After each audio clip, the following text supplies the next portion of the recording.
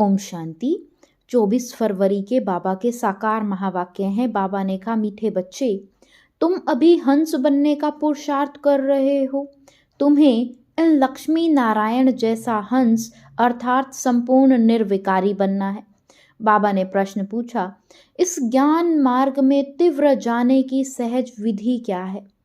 इस ज्ञान मार्ग में तीव्र जाना है तो और सब विचार छोड़ बाप की याद में लग जाओ, जिससे विकर्म विनाश हो जाए और पूरा कचरा निकल जाए। याद की यात्रा ही उच्च पद का आधार है। इसी से तुम कौड़ी से हीरे जैसा बन सकते हो। बाप की ड्यूटी है तुम्हें कौड़ी से हीरा, पतित से पावन बनाने की। इसके बिगर बाप भी रह नहीं सकते। ओम शांति। बाप बैठ बच्चों को समझाते हैं कि इस दुनिया में कोई हंस भी हैं तो बगुले भी हैं। यह लक्ष्मी नारायण हंस हैं। इन जैसा तुमको बनना है। तुम कहेंगे हम दैवी संप्रदाय बन रहे हैं। बाप कहेंगे तुम दैवी संप्रदाय बन रहे हो, मैं तुमको हंस बनाता हूँ। अभी पूरे बने नहीं हैं, बनना है। हंस मोती चुगते हैं, बगुला गंध खाते हैं। अब हम हंस बन रहे हैं, इसलिए देवताओं को फूल कहा जाता है और उनको कांटा कहा जाता है। हंस थे, फिर नीचे उतरते बगुले बने हो। आधा कल्प हंस, आधा कल्प बगुले। हंस बनने में भी माया के बहुत विघ्न पड़ते हैं। कुछ ना कुछ गिरावट आ जाती है। मुख्य गिरावट आती है देह अभिमान की। इस संगम पर ही तुम बच्चों को चेंज होना है। जब तुम हंस बन जाते हो तो फिर हंस ही हंस हो। हंस अर्थात देवी देवता होते हैं नई दुनिया में। पुरानी दुनिया में एक भी हंस हो ना सके। भल सन्यासी हैं, परंतु वह हद के सन्यासी हैं। तुम हो बेहद के सन्यासी। बाबा ने बेहद का सन्यास सिखाया है। इन देवताओं जैसा सर्वगुण संपन्न और कोई धर्म वाला बनता ही नहीं है। अब बाप भी आए हैं आदि सनातन देवी देवता धर्म की स्थापना करने। तुम ही नई दुनिया में पहले पहले सुख में आते हो और कोई नई दुनिया में थोड़े ही आते हैं। अब इन देवताओं का धर्म ही प्राय लोप है। यह बातें भी तुम अभी ही सुन रहे हो और समझते हो और कोई समझ ना सके। वह सब है मनुष्य मत। विकार से तो सब पैदा हुए हैं ना। सतयुग में विकार की तो कोई बात ही नहीं। देवताएं पवित्र थे। वहां योग बल से ही सब कुछ होता है। यहाँ पतित मनुष्यों को क्या पता वहां बच्चे कैसे पैदा होते हैं। उसका नाम ही है वॉइसलेस वर्ड। विकार की तो कोई बात ही नहीं कहेंगे। कहेंगे जानवर आदि कैसे पैदा होते हैं। बोलो वहां है ही योग बल। विकार की तो बात ही नहीं। 100% वॉइसलेस। तुम हो, तुम तो शुभ बोलते हो, हम तो शुभ बोलते हैं। तुम अशुभ क्यों बोलते हो? इसका नाम ही है वैशाल्य और उनका नाम है शिवाल्य। उस शिवाल्य की स्थापना शिव बाबा कर रहे हैं। शिव बाबा ऊंचे ते ऊंचा टावर है ना, शिवाल्य भी ऐसे लंबे बनाते हैं। शिव बाबा तुमको सुख का टावर बनाते हैं, सुख के टावर में ले जाते हैं। इसलिए बाबा में बहुत लव रहता है। भक्ति मार्ग में भी शिव बाबा के साथ लव रहता है ना। शिव के मंदिर में बहुत प्यार से जाते हैं, परंतु कुछ भी समझते नहीं। अब तुम बच्चे सर्वगुण संपन्न बन रहे हो, अभी संपूर्ण बने नहीं हैं। तुम्हारा इम्तिहान तब होगा जब पूरी राजधानी स्थापन हो जाएगी। फिर और सब खत्म हो जाएंगे। फिर नंबरवार थोड़े थोड़े आते जाएंगे। तुम्हारी तो पहले ही राजाई शुरू होती है और धर्म में पहले राजाई शुरू होती नहीं। तुम्हारी तो है ही किंगडम। इन बातों को तुम बच्चे ही जानते हो। बनारस में बच्चे सर्विस पर गए, उनको समझाने का नशा है, परंतु वो लोग इतना समझ ना सके। गायन भी है ना, कोटों में कोई हंस कोई विरला बनते हैं, नहीं बनते तो फिर बहुत सजाएं खाते हैं। कोई तो 95% सजा खाते, फिर 5% चेंज होते हैं। हाईएस्ट और लोवेस्ट नंबर तो होते हैं ना। अभी कोई भी अपने को हंस कह ना सके। पुरुषार्थ कर रहे हैं, जब ज्ञान पूरा हो जाएगा तब लड़ाई भी लगेगी। ज्ञान तो पूरा लेना है ना, वह लड़ाई ही फाइनल होगी। अभी तो कोई 100% बने नहीं हैं। अभी तो घर घर में पैगाम पहुंचाना है। बड़ा भारी रिवॉल्यूशन हो जाएगा।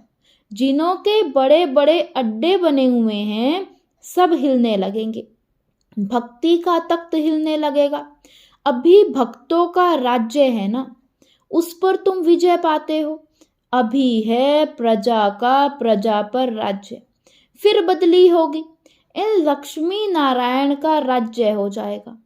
तुम साक्षात्कार करते रहेंगे। शुरू में तुमको बहुत साक्षात्कार कराए हुए हैं, कैसे राजधानी चलती है, परंतु साक्षात्कार करने वाले आज हैं नहीं। यह भी ड्रामा में उनका जो पार्ट है वह चलता ही रहता है। इसमें हम किसी की महिमा थोड़े ही करेंगे। बाप भी कहते हैं तुम मेरी क्या महिमा करेंगे, मेरी तो ड्यूटी है पतित से पावन बनाने की। टीचर की ड्यूटी है पढ़ाने की। अपनी ड्यूटी बजाने वाले की महिमा क्या करेंगे। बाबा कहते हैं मैं भी ड्रामा के वश हूँ, इसमें ताकत फिर काहे की। यह तो मेरी ड्यूटी है। कल्प कल्प संगम पर आकर पतित से पावन बनाने का रास्ता बताता हूँ। मैं पावन बनाने बिगर रह नहीं सकता हूँ। मेरा पार्ट एक्यूरेट है। 1 सेकंड भी देरी से वह आगे नहीं आ सकता। बिल्कुल एक्यूरेट टाइम पर सर्विस का पार्ट बजाता हूँ। सेकंड बाय सेकंड जो पास होता ड्रामा मेरे से कराता है। मैं परवश हूँ, इसमें महिमा की तो कोई बात नहीं। मैं कल्प कल्प आता हूँ, मुझे बुलाते ही हैं पतित से पावन बनाने वाले आओ। कितने पतित बन पड़े हैं। एक एक अवगुण छुड़ाने में कितनी मेहनत लगती है। बहुत समय पवित्र रहकर भी फिर चलते चलते माया का थप्पड़ लगने से काला मुंह कर लेते हैं। यह है ही तमो प्रधान दुनिया। माया दुश्मन बहुत सामना कराती है। सन्यासी भी जन्म तो विकार से ही लेते हैं। कोई भी ज्योति ज्योत में समाते नहीं, वापस जा नहीं सकते। आत्मा तो अविनाशी है और उसका पार्ट भी अविनाशी है, फिर ज्योति ज्योत में समा कैसे सकती। जितने ढेर मनुष्य हैं उनकी ढेर बातें हैं। वह सब है मनुष्य मत, ईश्वरीय मत है ही एक। देवता मत तो यहाँ होती नहीं, देवता होते हैं सतयुग में। यह बड़ी समझने की बातें हैं। मनुष्य तो कुछ भी नहीं जानते, तब तो ईश्वर को पुकारते हैं कि रहम करो। बाप कहते हैं मैं तुमको ऐसा लायक बनाता हूँ जो तुम पूजने लायक बनते हो। अभी थोड़े ही पूजने लायक हो, बन रहे हो। तुम जानते हो हम यह बनेंगे, फिर भक्ति मार्ग में हमारी ही महिमा होगी, हमारे ही मंदिर बनेंगे।